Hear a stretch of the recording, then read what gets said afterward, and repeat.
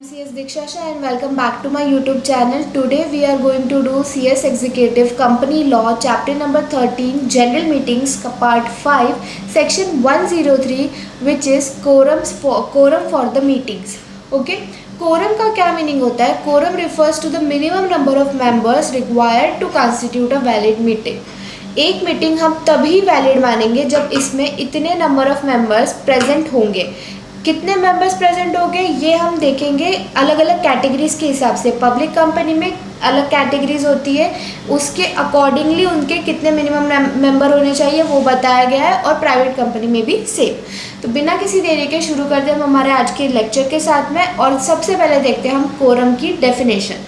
So the quorum refers to the minimum number of members required to constitute a valid meeting. अगर इतने members present नहीं हुए तो आपकी मीटिंग वैलिड कॉन्स्टिट्यूट नहीं करी जाएगी और इसमें लिए हुए डिसीजंस हम नहीं फॉलो करेंगे. ठीक है. अब नाउ ये चार्ट बहुत इंपॉर्टेंट है. This chart is very important. और ये पूरा सेक्शन 103 भी आपको याद करना है because this is also important. इस पे ही बहुत सारे केस स्टडीज़ आते हैं और मैक्सिमम नंबर ऑफ टाइम आने का चांसेस होता ही है क्योंकि इसमें बहुत सारे छोटे छोटे पॉइंट्स हैं कि ऐसा हुआ तो क्या, वैसा हुआ तो क्या, प्रॉक्सीज आ गए तो क्या, रिप्रेजेंटेटिव्स आ गए तो क्या. तो आपको सोच के आंसर करना होता है कि हाँ अगर इतना है तो ये वैलिड कोरम है, वैलिड मीटिंग है. ऐसे आपको केस स्टडीज़ में आंसर करना पड़ता है. तो this is one of the very important topic. और पूरा जो जनरल मीटिंग का चैप्टर है वो ही अपने आप में बहुत ज़्यादा इंपॉर्टेंट हो जाता है क्योंकि इसमें इतने सारे सेक्शंस और ट्रिकी सेक्शंस हैं for one two remember it thoroughly. इसलिए ये वाला चैप्टर आपको बहुत अच्छे से करना है. ठीक है. नाउ ये चार्ट में हम देखेंगे सबसे पहले तो दो टाइप्स ऑफ कंपनीज होती है अपनी, पब्लिक एंड प्राइवेट. तो प्राइवेट कंपनी का बहुत ईजी है. 2 members personally present. Private company में मिनिमम 2 मेंबर होने ही चाहिए मीटिंग कंस्टिट्यूट करने के लिए. 2 से ज़्यादा हो गए तो मीटिंग गलत हो गई क्या? नहीं. एटलीस्ट बोला है. एटलीस्ट मतलब मिनिमम. एटलीस्ट मतलब मिनिमम. एटलीस्ट. ठीक है. एटलीस्ट 2 होने चाहिए. अगर 2 से ज़्यादा हुआ है तो भी चलेगा पर 2 तो होने ही चाहिए. इसके पीछे का लॉजिक क्या हुआ? क्योंकि प्राइवेट कंपनी इनकॉर्पोरेट करने में हमारे पास मिनिमम नंबर ऑफ मेंबर 2 होने ही चाहिए कोई भी प्राइवेट कंपनी बनाने के लिए, और मैक्सिमम 200 मेंबर्स हो सकते हैं प्राइवेट कंपनी में. राइट. तो प्राइवेट कंपनी के जनरली लोग क्या करते हैं, सिर्फ 2 ही मेंबर्स बनते हैं. बहुत सारी प्राइवेट कंपनीज हमारे इंडिया में ऐसी है कि जिसमें सिर्फ 2 ही मेंबर हैं. तो इसलिए ही सिर्फ मिनिमम कोरम. अगर वो ऐसा रख देते कि प्राइवेट कंपनी की मीटिंग होने के लिए मिनिमम कोरम में 10 लोग होने चाहिए, 10 मेंबर प्रेजेंट होने चाहिए पर्सनली, तो क्या ये हमारे लॉ से मतलब उसके कॉम्प्लीमेंट्री जाता क्या? नहीं, क्योंकि हमारे लॉ ने क्या बोला है कि सिर्फ 2 जन मिलकर भी एक प्राइवेट कंपनी बना सकते हैं. अब उसमें अगर वो ऐसी कंडीशन डाल देंगे कि प्राइवेट कंपनी का कोरम 10 मेंबर्स का होना चाहिए तो फिर वो फर्स्ट वाली चीज़ को कॉन्ट्राडिक्ट कर जाएगा कि अब 10 मेंबर्स हम कहाँ से लेके आए प्राइवेट कंपनी में मीटिंग करने के लिए. ठीक है. इसलिए प्राइवेट कंपनी की मीटिंग होने वैलिड कंस्टिट्यूट करने के लिए 2 मेंबर्स एटलीस्ट प्रेजेंट होने चाहिए. 2 से ज़्यादा हुए तो भी चलेगा, 2 से कम मेंबर्स हो ही नहीं सकते क्योंकि प्राइवेट कंपनी का minimum number of members register होने के लिए 2 मेंबर्स चाहिए होते हैं. ठीक है. प्राइवेट कंपनी का क्लियर है. अब हम आते हैं पब्लिक कंपनी पर. पब्लिक कंपनी में 3 कैटेगरीज डिवाइडेड है, 1, 2 एंड 3. तो फर्स्ट वाली कैटेगरी जो है वो ऐसी पब्लिक कंपनीज है, ऐसी पब्लिक कंपनीज जिसमें मेंबर्स नॉट मोर देन 1000, मतलब 1000 से लेस देन 1000 मेंबर्स जिस कंपनी में है, ऐसी कंपनी में 5 मेंबर्स पर्सनली प्रेजेंट होने चाहिए. ना 5 क्यों? क्योंकि पब्लिक कंपनी इनकॉर्पोरेट करने के लिए आपको मिनिमम 7 मेंबर्स के साथ वो कंपनी रजिस्टर करनी होती है. Right. Public company minimum members कितने होने चाहिए? 7. और 7 में से 5 पर्सनली प्रेजेंट होने चाहिए. अगर आपकी कंपनी में 1000 से कम मेंबर्स है, 1000 से कम कितने भी मेंबर्स हो सकते हैं? सिर्फ 7 भी हो सकते हैं, 10, 12, 15 या 500, 800, 900 जितने भी, पर 1000 से कम है तो 5 मेंबर्स पर्सनली प्रेजेंट होने चाहिए मीटिंग वैलिड कंस्टिट्यूट करने के लिए. ठीक है. अब 1000 से ज़्यादा है पर 5000 से कम है 1000 से ज़्यादा और 5000 से कम, 1000 to 5000 के रेंज में। तो 15 मेंबर्स पर्सनली प्रेजेंट होने चाहिए एक मीटिंग को वैलिड कंस्टिट्यूट करने के लिए।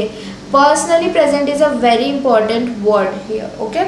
15 मेंबर ऐसी कंपनी में आने ही चाहिए एनुअल जनरल मीटिंग या extra ordinary general meeting constitute करने के लिए, अगर आपकी कंपनी में 1000 से लेकर 5000 तक के लोग हैं।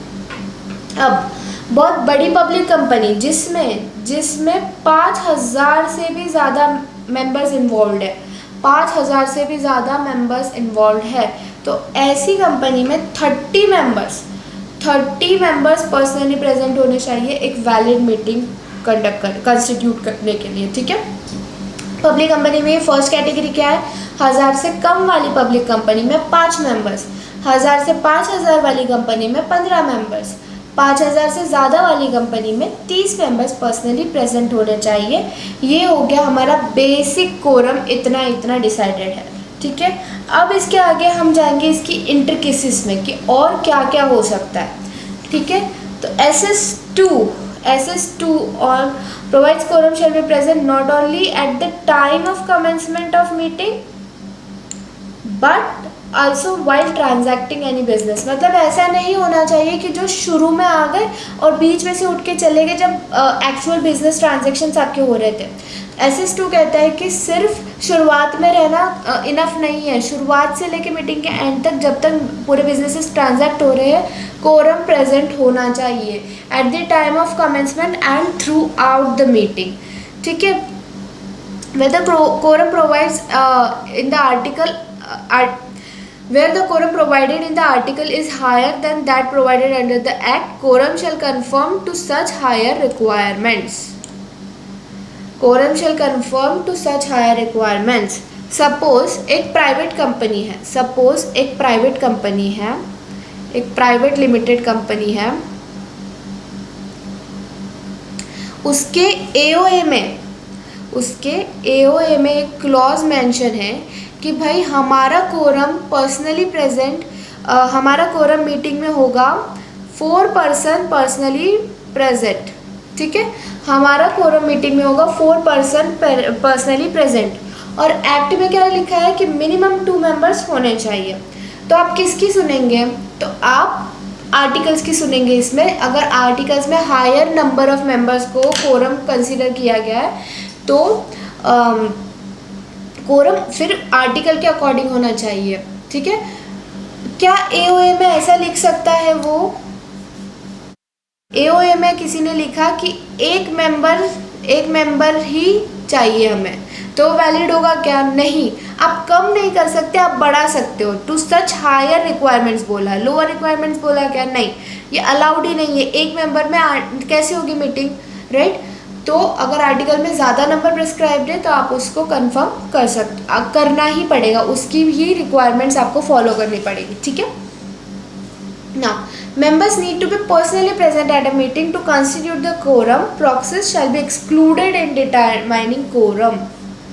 proxies, ये वाली लाइन बहुत इंपॉर्टेंट है। proxies shall be excluded in determining quorum। members को पर्सनली प्रेजेंट होना पड़ेगा। proxies shall be excluded in determining quorum। इसको दूसरे कलर से हाईलाइट कर देते हैं। proxies shall be excluded for determining the quorum। members personally present he count करेंगे। अगर मैंने मेरी जगह मेरा प्रॉक्सी, मेरा डुप्लीकेट किसी को भेजा, सपोज मिस्टर राम को भेज दिया, तो क्या वो कोरम में कंस्टिट्यूट हम उन्हें काउंट करेंगे, तो नहीं, प्रॉक्सीज काउंट नहीं होंगे, ठीक है। ये जो इलस्ट्रेशन है, ये वाला इलस्ट्रेशन काफ़ी अच्छा इलस्ट्रेशन है। ये बहुत स्टार मार्क केस स्टडी जैसा समझ सकते हो आप इसको, काफ़ी अच्छा ही है। Now consider company where the number of member was originally 500। एक कंपनी थी जिसके ओरिजिनल मेंबर्स 500 थे और कोरम उन्होंने फिक्स किया था कि भाई 100 मेंबर्स पर्सनली प्रेजेंट होने चाहिए। हम आर्टिकल में हायर नंबर प्रिस्क्राइब कर सकते हैं, राइट। तो इनके आर्टिकल्स ने प्रिस्क्राइब किया कि 100 मेंबर्स पर्सनली प्रेजेंट होने चाहिए। 500 मेंबर है हमारे, तो तो हमारे 100 मेंबर्स पर्सनली प्रेजेंट होने चाहिए एक वैलिड मीटिंग कंस्टिट्यूट करने के लिए, ठीक है। और जैसे अभी 500 मेंबर्स है तो अपना एक्ट के अकॉर्डिंग कितने मेंबर्स होने चाहिए, 5 मेंबर्स, पर इनके आर्टिकल्स ने बोल दिया हमें 100 मेंबर्स चाहिए, तो 100 मेंबर्स पे हम जाएंगे, ठीक है। Now subsequently 450 members sold there shares which were acquired by remaining 50। अब 500 में से 450 लोगों ने अपने शेयर बेच दिए, किनको, जो बचे हुए 50 मेंबर्स हैं उनको अपने शेयर्स बेच दिए। 450 मेंबर्स ने शेयर्स बेच के 50 लोगों को ट्रांसफ़र कर दिए ना। अब ऐसे केस में क्या होगा, क्योंकि इनका कोरम तो 100 पे डिसाइडेड है कि भैया 100 मेंबर्स आएंगे तो ही हम मीटिंग को वैलिड कंसिड्यूट करेंगे, पर अब 450 मेंबर्स छोड़ के 50 मेंबर्स के हवाले कंपनी करके चले गए, तो ऐसे केस में कोरम कितना होगा, ऐसे केस में कोरम होगा 50 मेंबर्स, ऑल द मेंबर्स जो बचे हुए all the members are present in person, proxies नहीं चलेंगे। If in the given case less than 50 members, अगर 50 मेंबर्स से कम आ गए, ऑल मेंबर्स नहीं आए, तो there shall be no quorum, इसे हम कोरम नहीं मानेंगे। हमने 100 पे डिसाइड किया था, तो अब अगर जो 450 लोग बेच के चले गए, 50 ही लोग बचे हुए मेंबर, तो ऑल मेंबर्स आना ज़रूरी है। अगर ऑल मेंबर्स नहीं आए तो कोरम नहीं होगा। This is a very good case study, आपको हमें इसको अच्छे से रिवाइज करके जाना है एग्जाम में, right. Now, SS2 provides that a duly authorized representative of body corporate or the representative of the President of India or the governor state is deemed to be a member personally present and enjoys all the rights of a member personally present. इसमें क्या कहा गया कि authorized representative of body corporate या फिर President of India, governor state is deemed to be personally present, member personally present. Now, एक चीज़ होती है प्रॉक्सी और एक चीज़ होता है ऑथोराइज रिप्रेजेंटेटिव, जिसमें ज़मीर आसमान का फ़र्क होता है। ऑथोराइज रिप्रेजेंटेटिव क्या होता है, जैसे बड़ी बड़ी कंपनीज आपकी मेंबर होती है या फिर गवर्नमेंट आपकी मेंबर होती है, स्टेट गवर्नमेंट हो गई या सेंट्रल गवर्नमेंट हो गई या जो भी, भारत सरकार आपकी मेंबर होती है, बड़ी कंपनीज आपकी मेंबर होती है, तो क्या पूरी की पूरी कंपनी उठ के आ सकती है एक मीटिंग में बैठने के लिए? Definitely not. और ये लोग जो पर्सन्स होते हैं वो काफ़ी बिजी पर्सन्स होते हैं, हाई लेवल अथॉरिटीज़ होती हैं, उनके कहीं भी जाने के पीछे कितनी सिक्योरिटी होती है आपको पता है, राइट। ऐसे केसेस में वो अपना ऑथराइज रिप्रेजेंटेटिव भेजते हैं कि ये हमें रिप्रेजेंट कर रहे हैं, सरकार को हो गया या फिर कंपनी को हो गया, तो ये हमें रिप्रेजेंट कर रहा है। तो जो ऑथराइज रिप्रेजेंटेटिव होते हैं उसे हम ऐसे ही कंसीडर करेंगे कि मेंबर पर्सनली प्रेजेंट है और उन्हें हम कोरम में काउंट करेंगे और उनके जो वोट्स होंगे वो भी उधर काउंट होंगे। तो ऑथराइज रिप्रेजेंटेटिव हम कोरम में काउंट करते हैं, ऑथराइज रिप्रेजेंटेटिव काउंटेड। और प्रॉक्सी काउंट होता है क्या? प्रॉक्सी काउंट कोरम में नहीं होता। प्रॉक्सी जनरली इंडिविजुअल्स के होते हैं, इंडिविजुअल की जगह पे वो एज अ रिप्लेसमेंट जाते हैं और वो बस वहाँ पे बैठे हुए रहते हैं सुनने के लिए कि क्या क्या डिसीजंस लिए जा रहे हैं, ठीक है। तो प्रॉक्सी काउंट नहीं होगा कोरम में, ऑथराइज रिप्रेजेंटेटिव काउंट होगा एज ए मेंबर, ठीक है। One person can be an authorise representative of more than one body corporate. 2-4 companies आपकी मेंबर है तो ऐसा वो कर सकते हैं कि एक ही इंसान को अपना ऑथराइज रिप्रेजेंटेटिव बना के भेजे, जैसे टाटा, रिलायंस और सपोज अडानी ग्रुप आपके मेंबर्स है, तो वो तीनों मिलके एक पर्सन को भी आपके यहाँ पे ऑथराइज रिप्रेजेंटेटिव भेज सकते हैं। One person can be authorise representative of more than one body corporate. In such case, he is treated as more than one member present in person for the purpose of quorum. खतरनाक line है बाबा, खतरनाक line है, तहल का मचा देने वाली। अब suppose आपका कोरम है, सपोज 5 मेंबर्स का आपका कोरम हो रहा है, ठीक है। तो एक पर्सन आया बराबर, एक दूसरा पर्सन आया, तीसरा पर्सन आया, ठीक है। 2 पर्सन मिसिंग है, 5 में से 2 पर्सन नहीं आ पाए, 2 बॉडी कॉर्पोरेट्स थी, ठीक है। तो दो बॉडी कॉर्पोरेट्स ने आपको एक ही मेंबर ऑथराइज रिप्रेजेंटेटिव बना के भेजा। टाटा और रिलायंस ने, सपोज मेरा नाम ले लो, टाटा और रिलायंस ने मिस दीक्षा को उनका ऑथराइज रिप्रेजेंटेटिव बना के भेजा, तो आप मुझे दो बार काउंट करोगे कोरम कंसीडर करने के लिए। अगर मैं किसी दो कंपनीज की ऑथराइज रिप्रेजेंटेटिव बन के आती हूँ तो आप क्या कंसीडर करोगे कि मैं दो मेंबर्स हूँ, मैं एक हूँ पर दो देखना पड़ेगा आपको मुझे, ठीक है। आपको दो, वो या तो चश्मा लगा लो या थोड़ा सा पी के आ जाओ तो आपको एक के दो दिखेंगे, तो आपको दो देख के मुझे कंसीडर करना पड़ेगा कि मैं दो मेंबर पर्सनली प्रेजेंट हूँ। तो अभी पाँच का कोरम होना चाहिए था, पर मैं 2 जन की रिप्रेजेंटेटिव बन के आ गई, एक ही पर्सन, तो 4 में भी वैलिड मीटिंग कंस्टिट्यूट होगी। वो 4 नहीं, वो 5 ही कोरम कंसीडर हुआ है, ठीक है। समझा ये पॉइंट? दो बॉडी कॉर्पोरेट्स ने एक ऑथराइज रिप्रेजेंटेटिव बना के भेजा, तो आपको वो एक को 2 बार काउंट करना पड़ेगा कोरम में, ठीक है। हाउएवर, इसमें भी एक प्रॉब्लम है। हाउएवर जहाँ पे आया मतलब वो यही बताता है कि भैया हमारे पास कुछ प्रॉब्लम है। तो उनकी क्या प्रॉब्लम है अब हम वो सुनते हैं। However, to constitute a meeting at least 2 individuals shall be present in person. At least 2 individuals shall be present in person. इसका क्या मतलब हुआ कि सपोज 5 बॉडी कॉर्पोरेट्स आपके मेंबर्स थे, ठीक है। 5 बॉडी कॉर्पोरेट्स आपके मेंबर्स थे, आपका कोरम भी 5 है और 5 ने मुझे भेज दिया एज एन ऑथराइज रिप्रेजेंटेटिव, मुझे भेज दिया। तो नॉर्मली आप क्या करते हैं कि मुझे 5 बार काउंट करते, राइट। पर अभी सिर्फ मैं अकेली आई हूँ मीटिंग में, तो क्या मीटिंग हो पाएगी? नहीं। तो ये कोरम गलत हो जाएगा, भले ही ये लॉ के अकॉर्डिंग राइट हो, पर ये कोरम गलत हो जाएगा क्योंकि मैं एक अकेली बंदी आई हूँ 5 लोगों की तरफ से, और 5 का कोरम था और बाकी कोई आया ही नहीं है। अगर मेरे अलावा एक जन भी और प्रेजेंट होता तो कोरम कंप्लीट हो जाता, पर 2 जन का होना ज़रूरी है, ठीक है। Thus, in case of a public company having not more than 1000 members with a quorum requirement of 5 members, an authorized representative of 5 bodies corporate cannot be quorum by himself, but he can do so if at least one member is personally present. Cannot. यही मैंने समझाया अभी कि अकेली मैं आ गई 5 की तरफ से, तो ये कोरम कंसीडर नहीं होगा, एक जन को तो भी और आना पड़ेगा, ठीक है।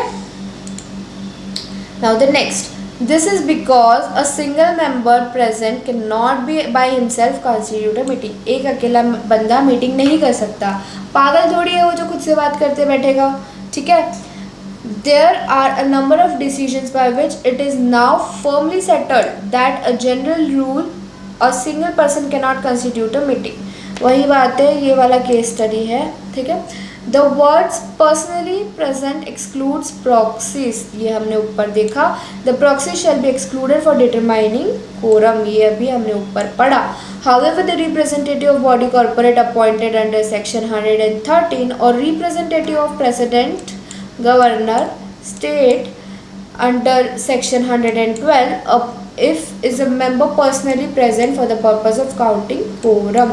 इस वाले केस स्टडी में ये डिसाइड हुआ था जो हमने अभी ऊपर इतना भाषणबाजी सुनी, ठीक है। Now a person who represents 2 different bodies is supposed to act in accordance with the instruction of his principals. Therefore, such representative theoretically carries with him 2 sets of opinion on the resolution. मतलब अब suppose मुझे टाटा ने भी अपना authorise representative भेजा है और रिलायंस ने भी अपना ऑथराइज रिप्रेजेंटेटिव भेजा है आपके यहाँ मीटिंग करने के लिए, पर टाटा वालों ने बोला कि भैया देखो जो रिजोल्यूशन होगा उस पर तुम्हें कहना है ना, अपनी वोटिंग डालनी है ना में, और रिलायंस वालों ने बोला है कि तुम्हें वोट करना है हाँ में। तो ऐसे केस में अब मैं इंसान तो एक ही हूँ, अब आप बोलोगे कि भाई तुमने पहले हाँ बोल दिया, अब तुम अपना वोट नहीं चेंज कर सकते, you are counted in yes, तो क्या ये फेयर होगा? नहीं, क्योंकि मुझे टाटा और रिलायंस दोनों की सुननी पड़ेगी, इसलिए मेरे पास में राइट होगा कि मैं रिलायंस की तरफ से ना भी वोट करूँ और टाटा की तरफ से हाँ भी वोट करूँ। मैं दोनों आंसर्स दे सकती हूँ एक रिजोल्यूशन पे। ऐसा ज़रूरी नहीं है कि अगर मैंने हाँ बोल दिया तो मुझे सब जितने भी मेरे पार्टीज़ है जिनके मैं रिप्रेजेंटेटिव बन के आए मुझे सबके लिए हाँ बोलना पड़ेगा। मैं हर किसी का इंडिविजुअल ओपिनियन आकर यहाँ पे वोट कर सकती हूँ, वो रख सकती हूँ, ठीक है। वापस से वही लाइन आ रही है, if two body corporates who are member of company are represent by single individual, each of the body corporate should be treated as personally present that the individual represent such bodies. For instance represent 3 body corporate he is presence counted 3 members. यही जो ऊपर मैंने बताया कि मतलब मैं अगर 3 लोगों की रिप्रेजेंटेटिव हूँ तो 3 मेंबर्स काउंट हो जाएंगे, ठीक है। Members who have voted by remote e voting have the right to attend the general meeting and accordingly their presence shall be counted for the purpose of quorum only। पर वो वापस vote डाल सकते हैं क्या? तो नहीं। अगर आपने रिमोट ई वोटिंग पे किसी रिजोल्यूशन पे वोट डाल दिया है तो आप एजीएम अटेंड कर सकते हो पर वापस से वोटिंग नहीं कर सकते, एक ही बार वोट कर सकते हैं आप, ठीक है। पर आपको कोरम में काउंट करेंगे कि हाँ आप प्रेजेंट थे और कोरम प्रेजेंट था, ठीक है। Now member who is not entitled to vote on any particular item of business being a related party if present shall be counted for the purpose of quorum। एक ऐसा member है जो कोई business पे vote नहीं कर सकता क्योंकि वो एक रिलेटेड पार्टी बन चुका है। रिलेटेड पार्टी मतलब उसके फायदे का काम करने जा रही है कंपनी, तो वो उस पर हाँ या ना नहीं बोल सकते क्योंकि वो तो ऑब्वियसली हाँ बोलेगा क्योंकि उसका काम निकल जाए। तो अगर ऐसा मेंबर भी प्रेजेंट है तो उसको भी हम काउंट करेंगे, will be counted only for the purpose of quorum। क्या हम उसे उस पर वोट करने देंगे? तो रिलेटेड पार्टी पे हम वोट नहीं करने देते, ठीक है, पर कोरम में हम उसे काउंट करेंगे। Now next is the stipulation regarding the presence of a quorum does not apply with respect to items transacted through postal ballot. अगर पोस्टल बैलेट चिट्ठी के थ्रू आपने रिजोल्यूशन पास किया हुआ है तो क्या कोरम होना चाहिए? ज़रूरी है क्या? नहीं, क्योंकि मीटिंग ही नहीं हो रही तो कोरम किस बात का? वो तो सबके घर घर गया है पोस्टल बैलेट रिजोल्यूशन पे हाँ या ना लेने के लिए, ठीक है ना। This is again one hot topic for questions.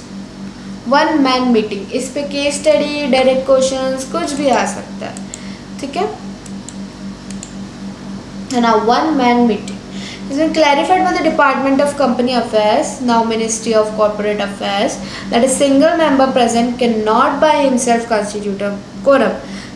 Single member present cannot by himself constitute a quorum. Such general rule one man meeting has also been settled through judicial decisions। बहुत कोर्ट ने भी ये decide कर लिया कि भैया one man नहीं constitute कर सकता। तो there are some exceptions to this general rule, और यहाँ पे है वो एक्सेप्शंस कि कौन से केसेस में एक जन मीटिंग कर सकता है। पढ़ते हैं। When a person holds all the shares of a class, that person may constitute a class meeting। Class meeting क्या होती है? क्लास मीटिंग क्या होती है? एक स्पेशल कैटेगरी ऑफ शेयर्स होते हैं जो दूसरों से अलग होते हैं। तो जो वो स्पेशल शेयर्स हो गए तो इतने स्पेशल शेयर होल्डर्स का एक क्लास हो गया। Suppose for example preference share holder, equity share holders होते हैं, प्रेफरेंस शेयर होल्डर्स होता है। तो प्रेफरेंस शेयर होल्डर्स अलग हो गए सादे वाले इक्विटी शेयर होल्डर से, तो प्रेफरेंस शेयर होल्डर्स का एक क्लास बन गया। अब कोई एक बंदा है where a person holds all the shares of the class, एक ही बंदे के पास में पूरी प्रेफरेंस शेयर कैपिटल है कंपनी की, तो ऐसा इंसान एक क्लास मीटिंग अकेले कर सकता है कि मेरा ये डिसीजन है। जब भी क्लास मीटिंग्स होती है, जब उनके राइट्स वायलेट किए जाते हैं या चेंजेस किए जाते हैं तो क्लास मीटिंग लेनी पड़ती है, राइट। एक इंसान वो मीटिंग कर सकता है अगर उसके पास में सारे शेयर्स हैं। Now where default is made in holding AGM in accordance with section 96 of the act, the tribunal while ordering convening of a meeting may direct that one person present or by proxy will constitute quorum। Court तो भैया अपना मनमानी कुछ भी कर सकता है। Now अगर AGM कंडक्ट करने में कुछ डिफ़ॉल्ट हुआ, AGM नहीं आपने ले पाए हो सेक्शन 96 के अकॉर्डिंगली, तो कोर्ट आपको जब डायरेक्शन देगा कि हाँ मीटिंग कन्वेन करो, एक पर्सन भी मीटिंग कर सकता है whether he is personally present और by proxy. whether he is personally present और by proxy will constitute a quorum. क्या हम proxy को quorum में काउंट करते हैं? नहीं. क्या हम proxy को quorum में काउंट करते हैं? नहीं.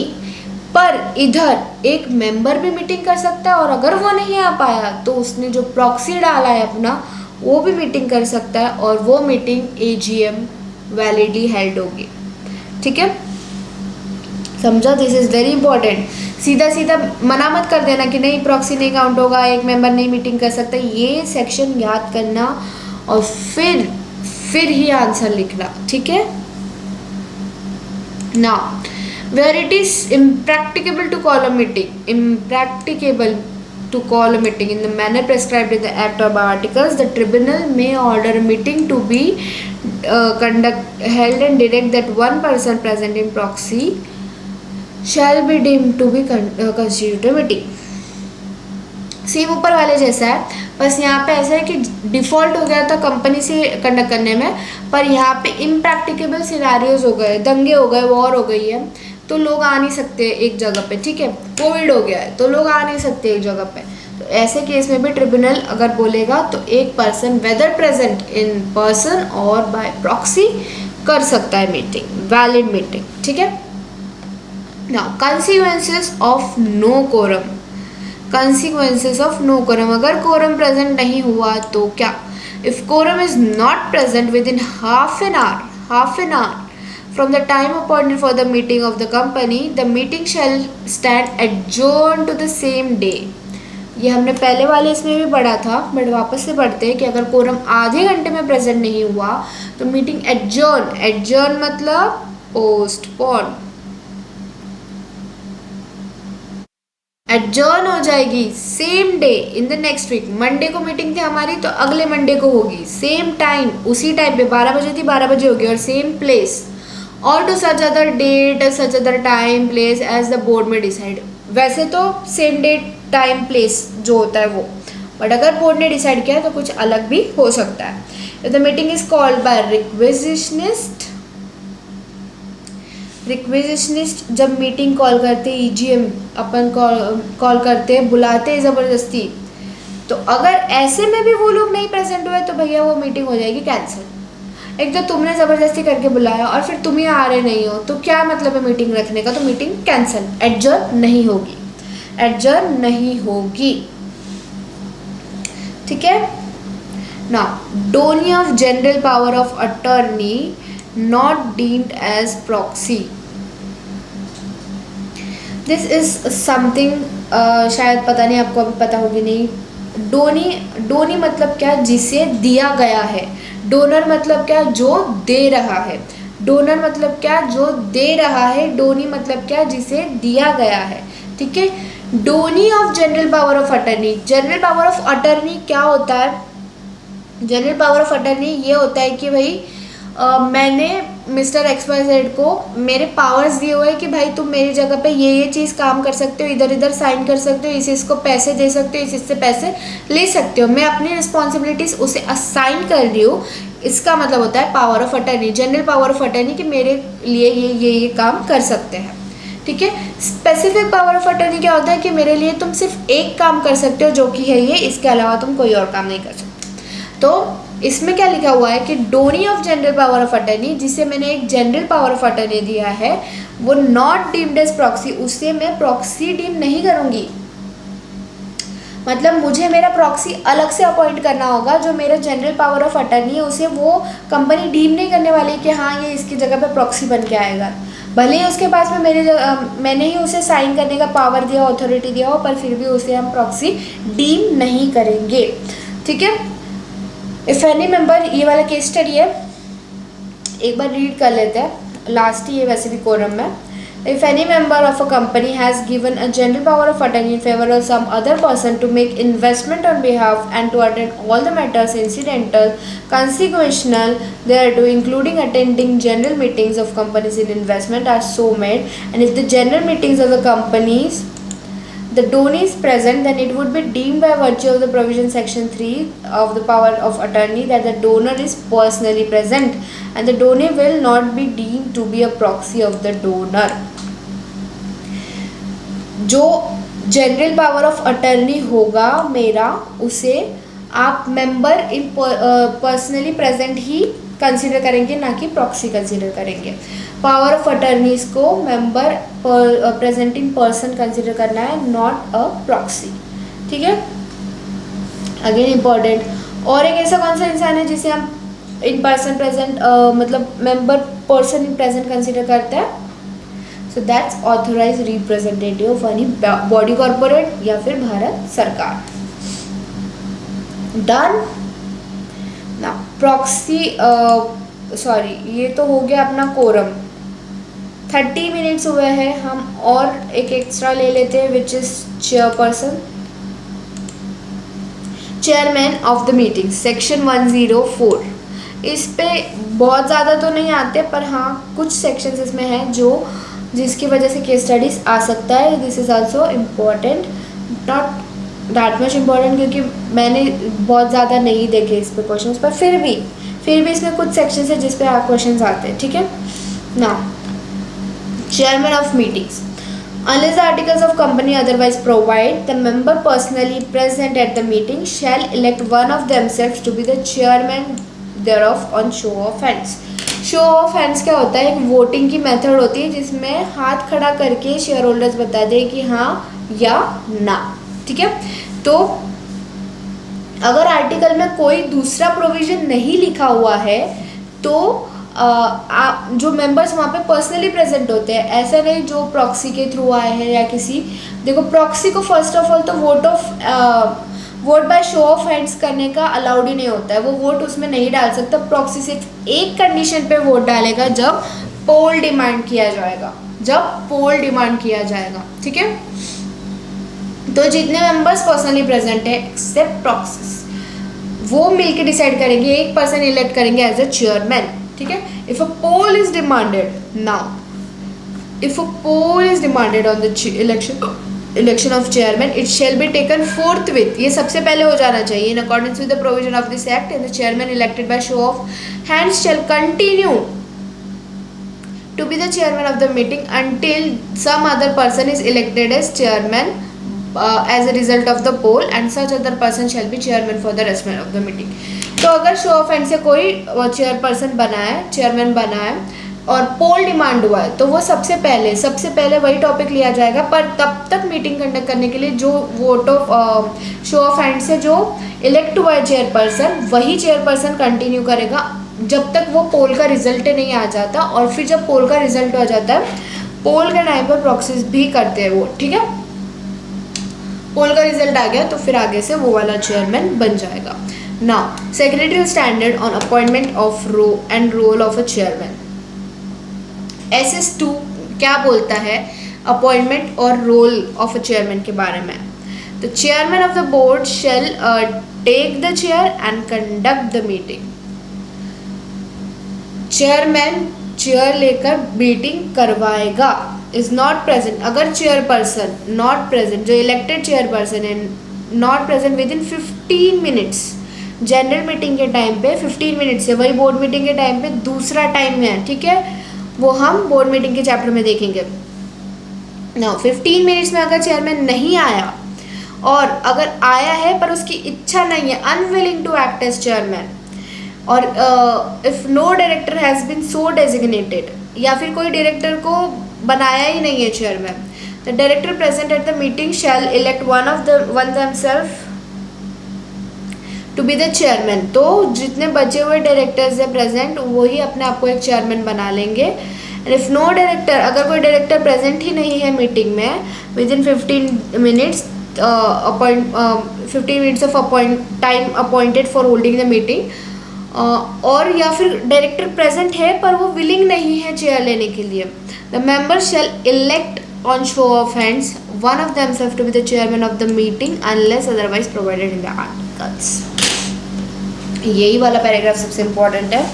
देखो भाई, अगर 15 मिनट तक जो इलेक्टेड चेयरपर्सन है वो नहीं आया तो निकाल देंगे, या फिर वो आया है पर उसकी इच्छा नहीं है, उसे हटा देंगे। या ऐसा हो सकता है कि कोई डायरेक्टर चुना ही नहीं गया था चेयरपर्सन, तो जो डायरेक्टर प्रेजेंट इन पर्सन है वो एक चेयरमैन इलेक्ट कर सकते हैं। पर अगर मीटिंग में कोई डायरेक्टर आया ही नहीं 15 मिनट तक, या आए हैं पर उनके चेयरमैन बनने की कोई इच्छा नहीं है, तो मेंबर्स जो होंगे उधर प्रेजेंट, डायरेक्टर और मेंबर्स में फ़र्क होता है राइट। तो डायरेक्टर अगर विलिंग नहीं है लेने के लिए, तो मेंबर्स अपने आप में एक पर्सन चूज करके उसे एज अ चेयरमैन इलेक्ट कर देंगे बाय शो ऑफ हैंड्स वाली मेथड से, जिसमें प्रॉक्सी वोट नहीं करता। If poll is demanded on the election of chairman, sir ये तो पढ़ लिया हमने, ये वाला हमने जस्ट ऊपर पढ़ा है paragraph. The company shall ensure that meeting is duly constituted in accordance with the act and articles and applicable laws before it proceeds to transact any business. Conduct the meeting in a fair and impartial manner. Chairman को fair and impartial होकर meeting conduct करानी पड़ेगी, और जो जो meeting notice में लिखे हुए हैं वो करेगा।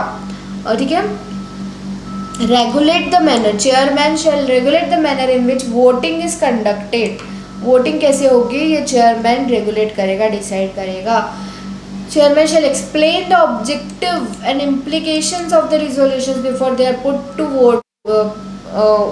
Vote at the meeting. Chairman अच्छे से समझाएगा कि इसके क्या क्या कंसिक्वेंसेस होंगे, क्या क्या इसके इफेक्ट्स होंगे रिजोल्यूशन के, अगर हम ये हाँ या ना में आज मतलब एक्सेप्ट करते हैं रिजेक्ट करते हैं रिजोल्यूशंस को। ठीक है, provide a fair opportunity, chairman her member को फेयर अपॉर्चुनिटी देगा रिजोल्यूशंस पे बात करने के लिए, क्लैरिफिकेशंस लेने के लिए, है ना, कमेंट करने के लिए। Any item address the same as warranted. ठीक है, मेंबर्स के क्लैरिफिकेशंस को क्लियर करेगा। Now provides that in case of public companies, chairman shall not propose any resolution in which he is deemed to be concerned or interested, nor shall conduct the proceedings for that item of business। अगर कोई ऐसा business transaction होने वाला है, मतलब देखो पहले तो चेयरपर्सन, पब्लिक कंपनीज की बात हो रही है, क्या यहाँ बात हो रही प्राइवेट कंपनीज की? नहीं, पब्लिक कंपनीज में चेयरपर्सन खुद प्रपोज नहीं कर सकता ऐसा रिजोल्यूशन जिसमें वो इंटरेस्टेड है, उसमें उसका इंटरेस्ट है, उसका कंसर्न है, और ना ही वो उस टाइम पे मीटिंग कंडक्ट करा सकता है for that particular item, business item. वो मीटिंग कंडक्ट भी नहीं करा सकता उतने टाइम पुरता कोई और जो है बन जाएगा चेयरमैन। ठीक है, if the chairman is interested in any item of business without prejudice to his voting rights on resolutions, he shall entrust the conduct of proceedings in respect of such item to any director to any disinterested director।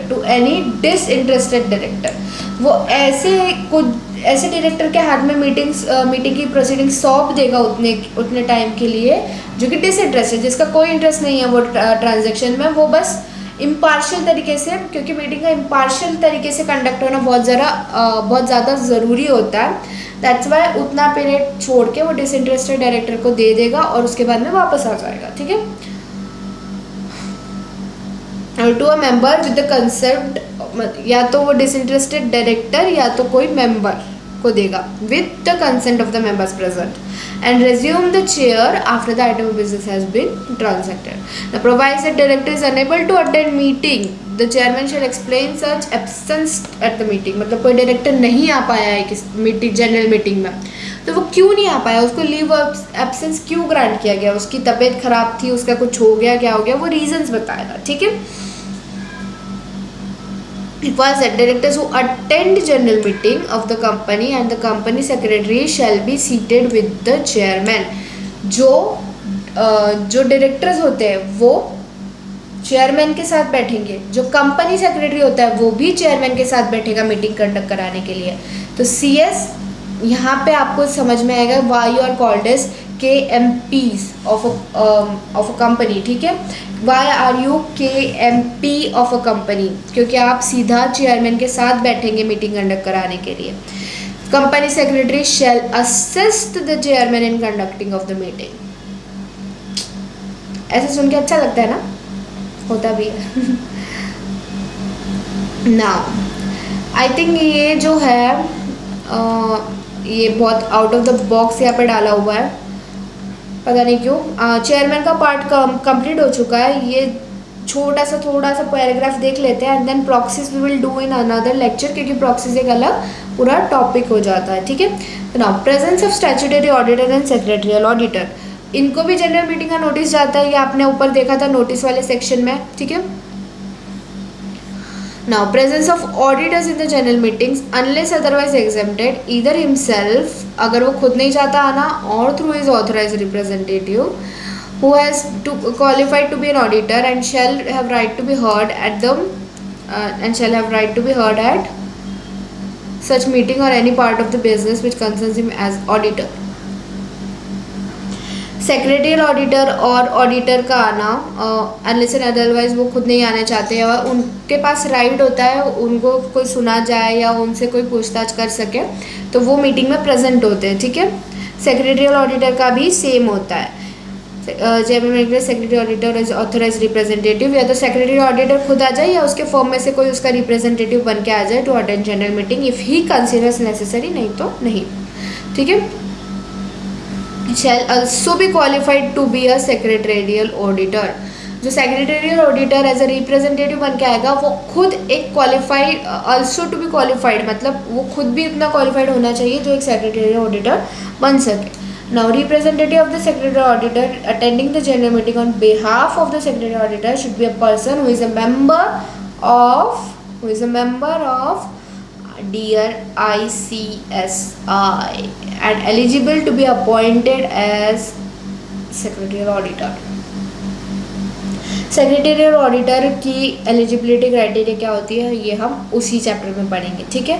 So this was nothing important in this para as such.